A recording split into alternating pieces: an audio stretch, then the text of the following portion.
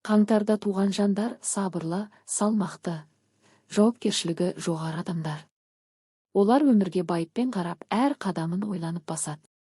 Мінезі қатал көрінгенімен жүрегі жұмсақ болады. Қиындыққа мойымайды, бастаған ісін соңына дейін жеткізеді.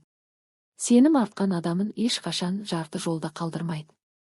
Өмірде тәртіп пен тұрақтылықты жақсы көреді. Ақпанда туғандар. Ақпанда туған адамдар ерекше ойлайтын, қиялы бай, сезімтал жандар. Олар өзгелерден өзгеше болуға тырысады. Кейде тұйық көрінгенімен ішкі дүниесі өте терең болады. Еркіндікті сүйеді, әділетсіздікке төзбейді. Біреуге шын көңілмен бауыр басса, соңына дейін адал болады. Наурызда туғандар. Наурызда туғандардың жүрегі мейірімге толы келеді. Олар жұмсақ мінезді, кешірімді, қамқор адамдар. Өнерге, әдемілікке жақын болады.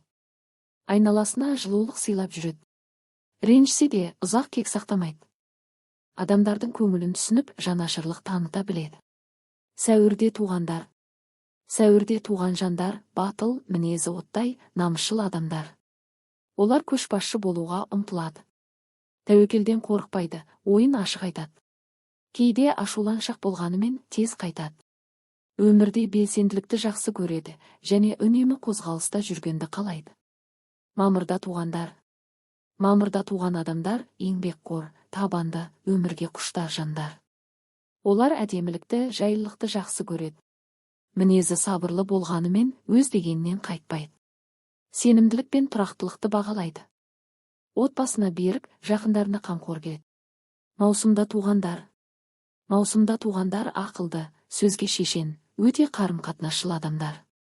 Олар кез келген ортаға тез сіңісіп кетеді. Әңгімесі қызықты, ойы жүйрік болады. Кейде көңіл-күй тез өзгеруі мүмкін. Жаңалықты жақсы көреді және бір орында ұзақ отыруды ұнатпайды. Шілдеде туғандар.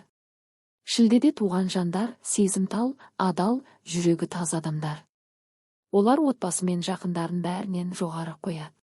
Көп жағдайда сабыр сақтайды, бірақ ішкі жан дүниесі өте нәзік келеді. Біреуге жақсылық жасап көмектескенді ұнатады. Тамызда туғандар. Тамызда туған адамдар намысшыл, жігерлі, өзіне сенімді жандар. Олар көптің ортасында ерекшеленіп жүреді. Көшбасшылық қасиеті мықты болады. Мақсатына жету үшін аянбай еңбек етеді. Кейде қырсық мінезі байқалғанымен жүрегі кең келеді. Қыркүйекте туғандар. Қыркүйекте туғандар ұқыпты, ақылды, тәртіпті адамдар. Олар әр нәрсеге мұқият қарайды. Өмірде нақтылықты жақсы көреді. Көп сөйлемей, көп бақылауды жөн көреді. Сенімді дос, адал серік бола алады. Өз ісіне өте жауапкершілікпен қарайды. Қазанда туғандар. Қазанда туған жандар сабырлы, мәдениетті, жан дүниесі нәзік адамдар.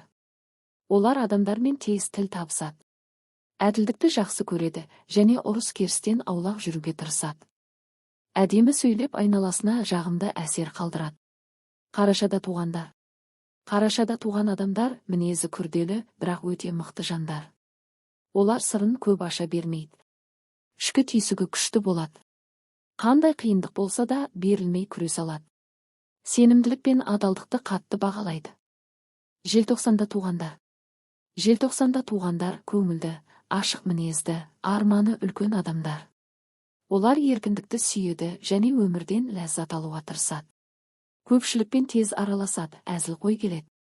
Жаңа бастамалардан қорықпайды және үнемі алға ұмтылады. Адамның болмысы сыртқы келбетпен емес, ішкі жан дүниесімен өлшенеді. Кейбір адам үнсіз жүріп ақ үлкен із қалдырады. Ал кейбірі қатты сөйлегенімен жүрекке жетпейді. Себебі адамның шынайы байлығы оның мінезінде, тәрбиесінде, ниетінде. Байлықта, атақта уақытша. Бірақ адамгершілік пен жақсы мінез мәңгі қалады. Өмірде бәрі әдемі сөйлей алады. Бірақ бәрі бірдей адал бола алмайды.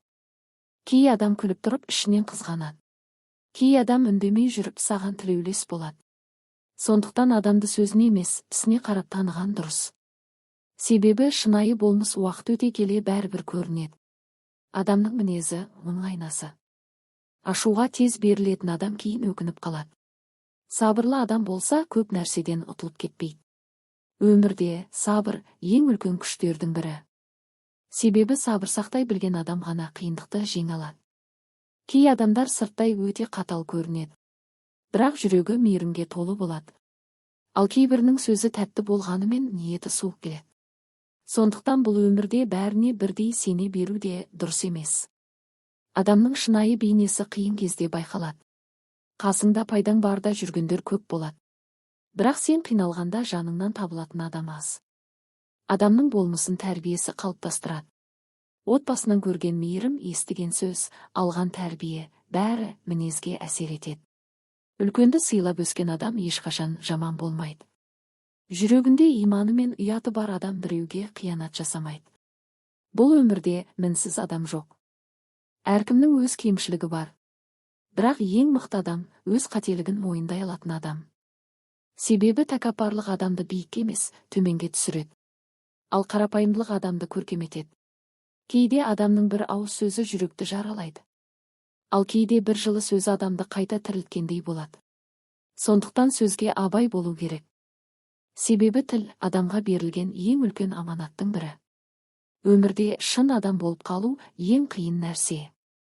Себебі заман өзгерген сайын адамдардың да ниеті өзгеріп бара жатыр.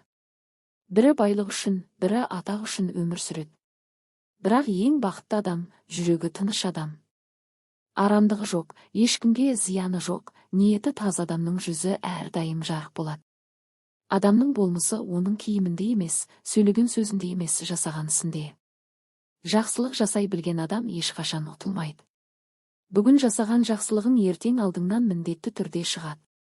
Сондықтан адам ең алдымен адам болып қалуды үйренуі керек. Себебі бұл өмірде адамды қасиеттен асқан байлық жоқ.